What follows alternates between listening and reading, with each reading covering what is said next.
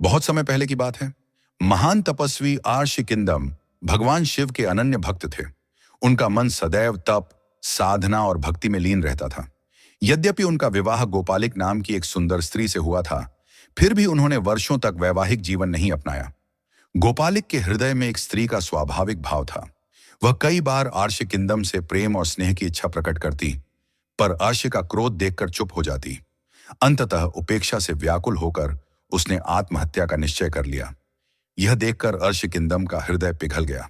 उन्होंने कहा, यदि तुम्हारी यही इच्छा है तो हम इस जीवन को त्याग कर हिरण और हिरणी का रूप धारण करेंगे और वन में विचरण करेंगे। दोनों ने हिरण हिरणी का रूप लिया और वन में आनंद से विचरण करने लगे। इसी बीच हस्तिनापुर के राजा पांडु शिकार के लिए वन में आए। उन्होंने दूर से इस जोड़े को देखा और यह जाने बिना कि वे अर्शकिंदम और उनकी पत्नी हैं, तीर चला दिया। तीर लगते ही किंदम और गोपालिक अपने वास्तविक रूप में आ गए। गोपालिक ने वहीं प्राण त्याग दिए और शोक से व्याकुल आर्षिकिंदम ने मरने से पहले पांडु को श्राप दिया, राजन, जैसे आज मेरे जीवन का सुख छिन गया, वैसे ही तुम्हारा वैवाहिक सुख भी तुमसे छिन जाएगा।